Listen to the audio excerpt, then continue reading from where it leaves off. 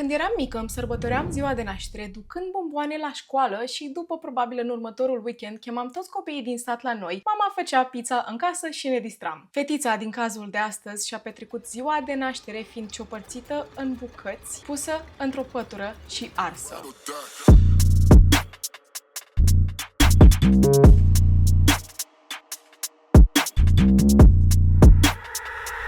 Salutare, fan True Crime, azi zi de traumă, eu sunt Ceci și aici vorbim despre cei mai oribili criminali pe care am putut să-i găsesc vreodată. Bineînțeles că astăzi vorbim despre o mamă care nu poate fi numită mama, așa că vă rog frumos puneți mâncarea aia deoparte, mai ales când sunteți sensibili atunci când victimele poveștii sunt doar niște copilași. Dar totuși poftă bună dacă ești subscriber. Victoria Martin s-a născut pe 23 august 2006 în New Mexico, ne ducem în America, bineînțeles. Și ea locuia împreună cu mama ei Michelle, de 35 de ani, și cu fratele ei mai mic pe nume Matthew. Matthew era făcut cu un alt bărbat, iar acest bărbat, numele lui este Jason. Jason a părăsit-o pe Michelle în momentul în care a aflat că îl înșală cu foarte mulți bărbați deodată. După ce a părăsit-o, a continuat să o susțină financiar și să-și vadă băiețelul săptămânal. Să vă zic puțin despre Michelle. Această femeie avea un IQ destul de mic și toată lumea știa lucrul ăsta, și pentru că toată lumea știa lucrul ăsta, era foarte ușor de manipulat și deși avea aceste probleme, să spunem așa, era o mamă desăvârșită, părea că îi pasă de copiii ei. Trebuie să vă spun că această femeie era genul de femeie care nu putea să stea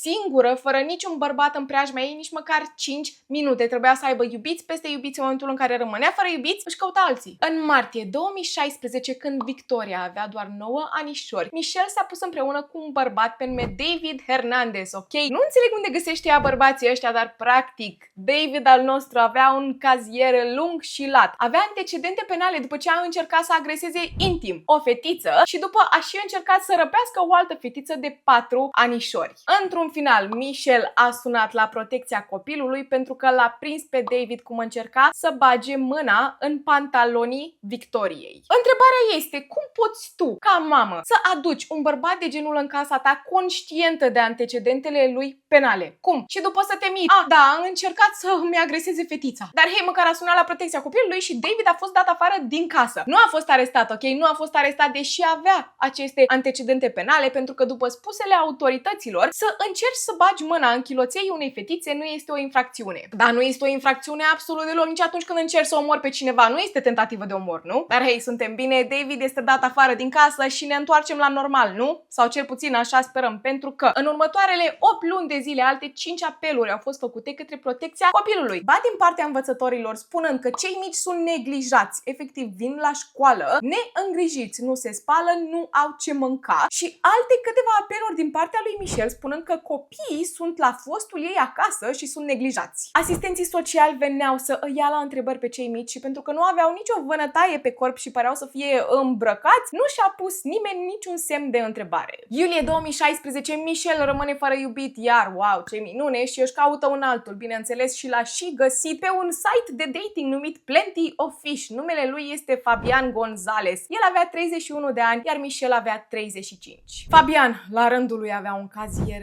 lung și lat. După spusele lui Michelle, Fabian nu i-a spus absolut nimic despre antecedentele lui penale, ok? Și omul ăsta nu fuma nici măcar țigări, apoi să consume substanțe ilegale. Doamne ferește de așa ceva. Problema este că el a fost arestat în trecut pentru violență domestică și agresiune intimă. Eu sunt de părere că ia minte, nu ai cum să-l iei pe bărbatul ăsta și să nu știi lucrurile astea și să îi și ceri la o săptămână după ce te-ai pus împreună cu el să se mute în casa ta cu fetița ta de 9 anișori și cu băiețelul tău de 7 anișori. Efectiv, să uită la bărbații ăștia și e, da mă, ăsta este tatăl perfect pentru copiii mei. Și nu mă înțelegeți greșit, știu că femeia avea un IQ scăzut, dar nu trebuie să fii Einstein să realizezi că poți să îți faci iubiți și care nu au fost condamnați în trecut pentru că au agresat intim alte persoane. După ce Fabian s-a mutat în casa lui Michelle, mare a fost mirarea să afle că nu numai că fumează țigări, dar consumă substanțe ilegale 24 din 7 și bineînțeles că și Michelle a început să consume aceste substanțe. Cereașa de pe tort, Fabian era și șomer, bineînțeles, stătea pe banii acestei femei, își cumpăra substanțe din banii acestei femei și a și cerut să țină această relație ascunsă de ochii lumii, pentru că relația lor este prea nouă și nu trebuie să afle toată lumea. V-ați mutat împreună după o săptămână. Vrei să spui că asta nu e relație relație serioasă, da, nu știu ce să mai zic. Din iulie până în august, timp de o lună, vecinii au început să se plângă cum seară de seară din casa lui Michel se aude zgomot. Oamenii dădeau petreceri zi de zi și vedeau foarte mulți bărbați care intrau și ieșeau din acel apartament și foarte mulți păreau intoxicați. 15 august 2016, la o lună de relație, verișoara lui Fabian iese din închisoare. Numele ei este Jessica Kelly, o femeie de 31 de ani. Jessica era în închisoare pentru violență domestică, ultraj, jaf și trafic de substanțe ilegale. Și pe deasupra, cât a stat în închisoare inițial, a ajutat o colegă de celulă să agreseze intim o altă colegă cu un mop. Da, femeia asta era chiar ruda perfectă, mătușa perfectă pentru acei copii. Fabian s-a uitat la Michel și a zis: ea este verișoara mea preferată. E complet nevinovată, dar a fost acuzată pe nedrept și acum iese de acolo și nu prea are unde să se ducă, va ajunge pe străzi. O luăm la noi acasă, nu? Da, nu, oricum n-ai de ales, Michel, o aduc pe verișoara mea acasă, ce faci? Ne dai afară pe amândoi? O săptămână mai târziu, pe 23 august, este ziua Victoriei, împlinește 10 anișori. Acasă se află Jessica, Fabian și Michel. Fratele ei, Matthew, spre fericirea tuturor, se afla acasă la tatălui biologic. În acea dimineață, cât toată lumea dormea, Fabian și Jessica consumau substanțe ilegale. Da, s-au trezit dis de dimineață ca să le consume înainte să se trezească restul casei. Dacă mă întrebați pe mine, eu cred că oamenii ăștia, toată povestea asta este din gura lor, ok? Eu cred că și Michel s-a trezit în dimineața aia cu ei ca să își facă rutina de dimineață. După care, Fabian și Jessica s-au pus la somn, iar Victoria și Michel s-au trezit să facă niște fursecuri, pentru că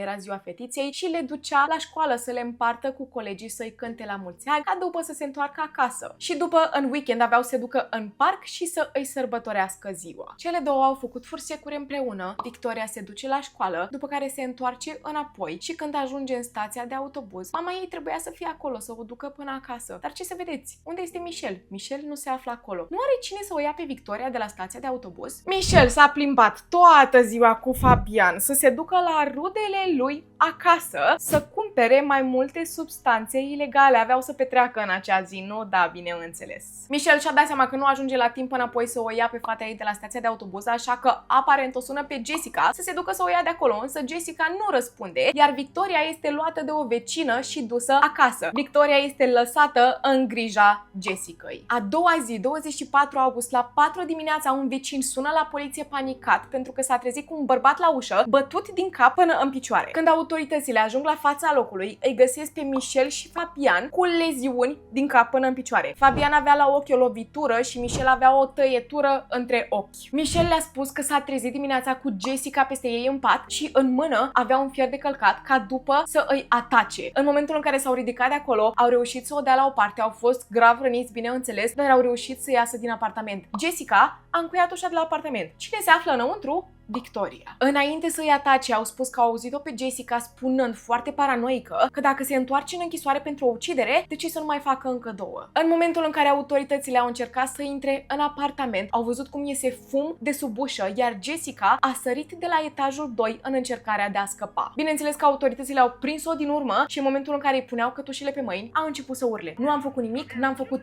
absolut nimic. Când autoritățile intră în apartament, în sfârșit descoperă în baie o scenă ca din filme horror. Victoria nu mai era într-o bucată, era în mai multe bucăți și înfășurată într-o pătură. Toată pătura era arsă, inclusiv rămășițele fetiței. Jessica i-a dat foc în încercarea de a scăpa de dovezi. Problema este că nu avem toate rămășițele la un loc. Femeia asta a pus-o în mai multe pungi și a împrăștiat-o prin tot apartamentul și eu sunt tare curioasă ce logică a avut în spatele acestui lucru. De ce? Măcar să nu o lași pe toată într-un singur loc. De ce să o împrăști în tot apartamentul? Toți cei trei au fost arestați și luați la audieri, bineînțeles. Fabian și Jessica refuzau să vorbească, dar Michel spunea că nu a făcut nimic, este complet nevinovată. Pur și simplu s-a trezit dimineața atacată de Jessica. Iar autoritățile se uită la Michel. Să știi că Fabian ne-a spus tot. Trebuie să verși absolut tot, pentru că Fabian și-a spus partea lui de poveste. Bine, autoritățile au cam mințit aici. Fabian de fapt nu voia să vorbească, dar voiau să o convingă pe Michel să spună absolut tot. Inițial a spus cum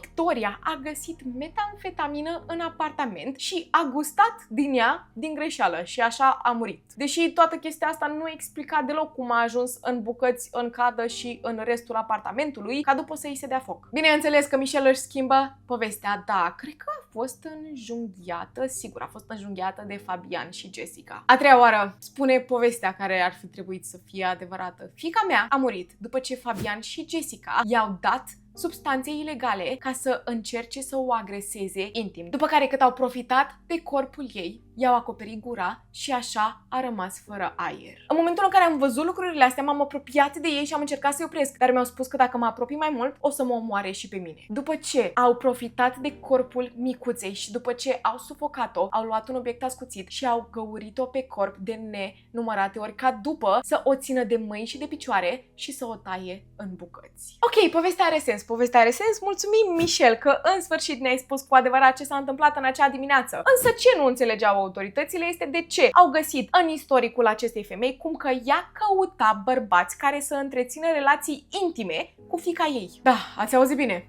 Michel căuta bărbați care să vină acasă în apartament să profite de corpul fetei. Oare pentru bani? Oare din ce motiv? Acum, autopsia fetiței. Michel a mințit. Bineînțeles, fata asta nu avea urme de substanțe ilegale în corp și nici urme de agresiune intimă din acea dimineață. În schimb, a fost diagnosticată cu HPV, o boală cu transmitere sexuală, ceea ce înseamnă că nu a fost agresată cu o zi înainte, dar a fost agresată în trecut. Vreți să știți și versiunea de poveste a Jessica? Ea a spus cum în acea după amiază Victoria s-a întors de la școală și s-a dus în cameră să-și facă temele, când deodată intră un bărbat în apartament spunând că vrea să se răzbune pe Fabian. Intră peste Victoria în cameră și o strânge de gât, după care s-a uitat la Jessica și i-a spus că trebuie să o taie în bucăți și să scape de dovezi, pentru că dacă nu, ea va ajunge înapoi la pușcărie. În momentul în care Fabian și Michel s-au întors înapoi acasă, a consumat substanțe ilegale împreună și nu puteau să gândească limpede, așa că au trimis-o pe Michel să se ducă să facă mâncare în bucătărie și l-a luat pe Fabian să o ia de mâini și de picioare pe micuța fată, să o taie în bucăți, să o împrăștie în tot apartamentul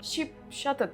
După care dimineața s-a trezit foarte paranoică, crezând că se va duce înapoi la pușcărie și a început să îi atace pe cei doi. Înainte să termine audierile, bineînțeles că a confirmat că în ultima lună a văzut nenumărați bărbați aduși acasă de Michel ca să profite de corpul Victoriei de 9 anișori, asta cât mama ei privea. Efectiv zicea cum Michel se excita și se entuziasma foarte tare în momentul în care vedea acești bărbați de 30-40 de ani cum se urcă peste corpul micuței. A mai și ținut să adauge cum i-a îndrumat pe Fabian și Jessica să facă exact aceleași lucruri. Și au și făcut-o, bineînțeles. Fabian a profitat de corpul acestei fete la rândul lui. Și acum ajungem la partea frustrantă a acestui caz, ok? Pentru că toată lumea avea câte o parte de poveste, dar nimeni nu știa ce s-a întâmplat cu exactitate în acea seară. Nu știa nimeni. Băi, oameni buni, cine a profitat de cine? Știm clar că Michel minte, știm clar că Michel a pus-o pe fiica ei în diferite circumstanțe încât bărbați să profită de corpul ei, dar nu știm cu exactitate cum s-a ajuns până în punctul în care oamenii ăștia au stat să o taie în bucăți, ok? Nu știa nimeni cine este vinovat cu exactitate. În 2018, Michel a luat un acord de pledoarie ca să recunoască că este vinovată pentru neglijență care a dus la moartea copilului. Atât. Pentru neglijență care a dus la moartea copilului, iar în 2022 a primit 12 ani de închisoare. Jessica a primit 44 de ani de închisoare, dar poate ieși pe bună purtare după 22 de ani, iar Fabian a primit 37 de ani jumătate, dar poate ieși pe bună purtare după doar 17 ani.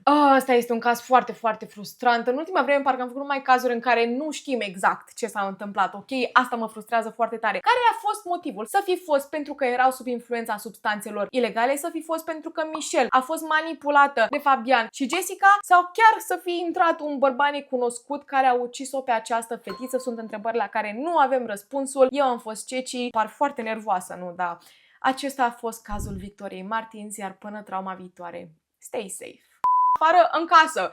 Da, a fost dat afară în casă, ok. Ce faci, fată? Ai venit aici? Eu mi-am dat focus la față. Asta e întrebarea. Parcă mi-am dat, nu? I hope. Am plecat, miții.